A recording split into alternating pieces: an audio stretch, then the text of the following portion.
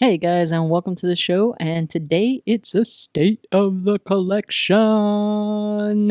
That's coming up right after this.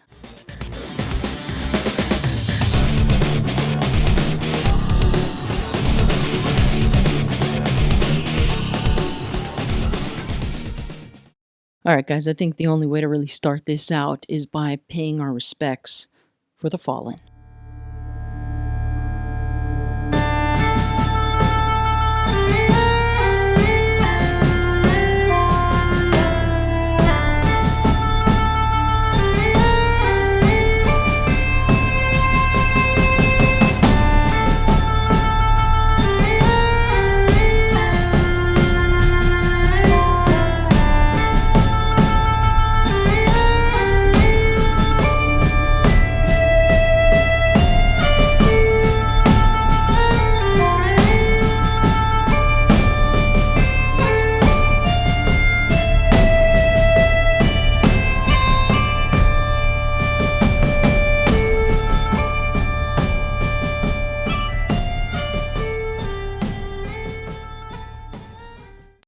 So that takes us to what I have now. I'll start with none other than my dirty little secret. You guys know this is a guest collection diver, and I did happen to be wearing this when the boys were born, but I also kind of just like the way it looks. I very rarely wear it, but I don't plan on selling it either. Next, we have this is one of the watch gecko pieces. I actually really love the California style dial. This has a Miota movement inside, and I love the bronze effect and I love the California dial. I'm actually still wearing several of their mesh bands. I have to put the review out on their bands, but yeah, just love this one. It's a fun piece. This next one is one that I talked about when I did the live interview with Guido, and this is one that several of you said I should absolutely not sell because it's one that my wife got me for Christmas. I rarely, if at all, wear it, and she bravely decided to buy me a watch, which, you know, I was actually really surprised. But she ended up getting this one because it's got my favorite colors, which are red and black, but it also happens to be the color of my favorite basketball team, which is the Miami Heat. So if anything, you know, I will wear this when we're playing, and I do kind of use it to sync up the other ones when they need to be wound up and the time needs to be reset on them. It's a fun piece, but, you know, it doesn't see a lot of wrist time. The next ones that we're going to go over are the ones that I really rotate and the ones that I wear most of the time. First up, we have the G-Shock. This one is massive. And, you know, I mean, it's just good for anything you want to do where you don't want anything else to get messed up. You can see currently it's randomly lighting up. I don't really know what's going on with that. Might stay, might go in the future. I don't know, but I do enjoy knowing that I can beat the hell out of it when I have it on. So the next one here, this is really my go-to when I'm not sure what we're going to be doing, or if I think that I'm going to be doing something where my watch might get beat up, and that is the Marathon GSAR. I cannot say enough about this piece. I absolutely love it. And it probably will, in fact, also get sent to Simon for him to test out. Those of you that haven't seen his test videos should definitely head to his channel and check that out. But yeah, absolutely love this. It's on a Watch Gecko Engineer bracelet at the moment, which is my favorite pairing right now. But yeah, it's never going anywhere. Absolutely love this watch. This does also have ETA 2824 movement inside. It's ISO certified for diving, which, you know, I will never use, but I do absolutely love it. Next, we have the System 51. This, as you notice, red and black are my favorite colors.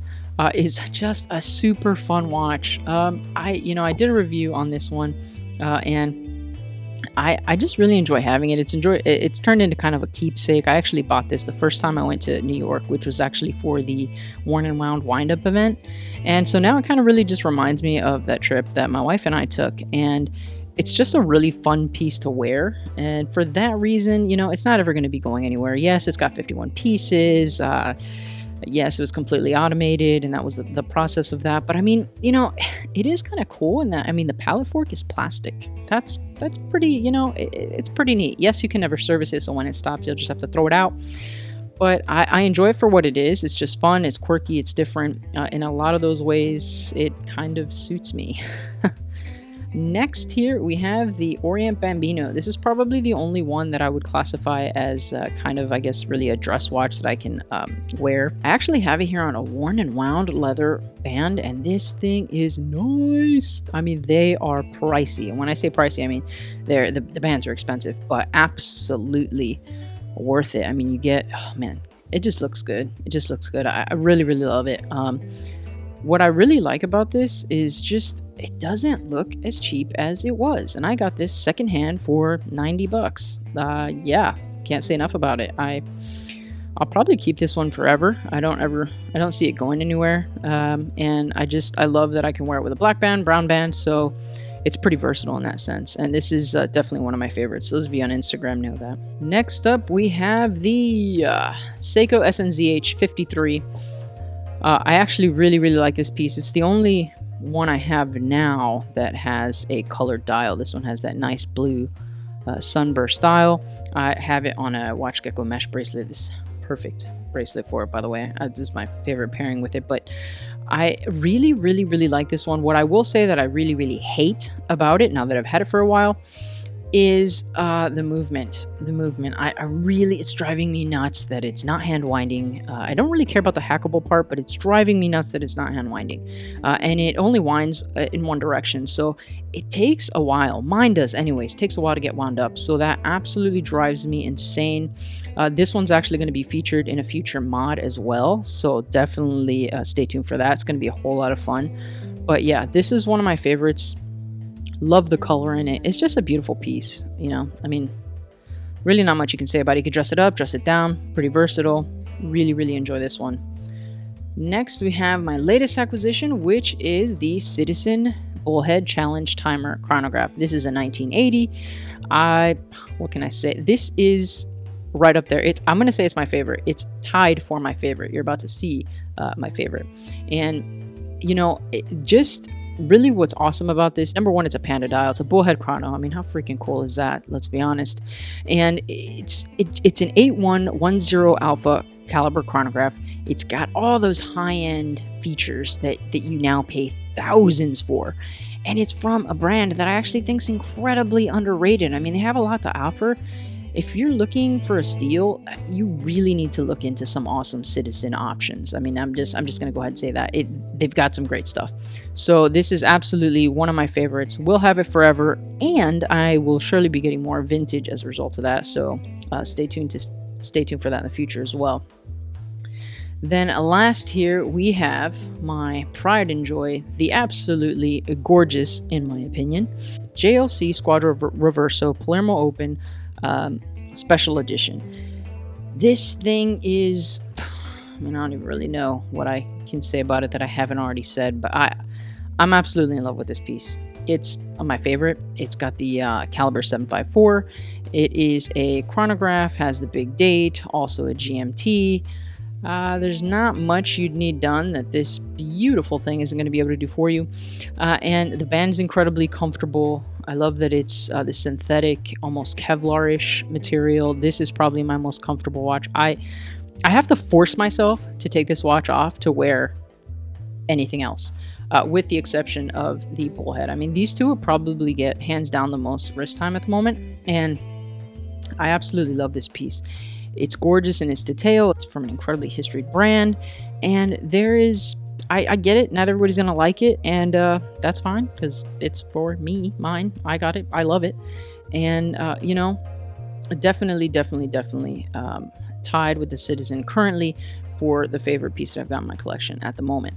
So that's my stuff right now. That's everything. So I'd say pretty much the core that gets worn all the time, you know, is the JLC, the Citizen, the Orient, the System 51, the Marathon, and the Seiko. The other four I don't really wear that often. I'd say, you know, if I was going to categorize my collection and be kind of the ones that I just have, for fun, and then the ones that I wear most often, which, are kind of really on this side of the table.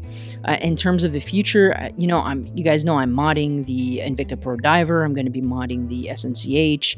I also have an awesome hashtag cgwatchfam member that's going to be bringing me a watch for me to mod for him, which I'm super excited about. So right now I'm doing that. In terms of big purchases for the future, I am saving up for the Grand Seiko Spring Drive GMT. That's the other purchase that I will likely be making this year.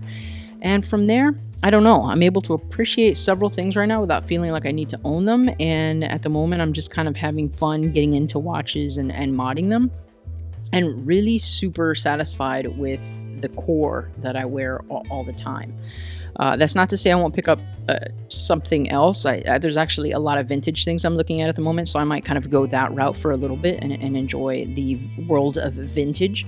But that's the current state of the collection at the moment. Let me know what you guys think. If you think there's something I should add, let me know what you've got, what your favorite pieces are. I'd love to hear. And if you enjoyed this video, don't forget to give it a thumbs up. If this is your first time here, don't forget to subscribe for more videos like this. That's it for this one. CG out.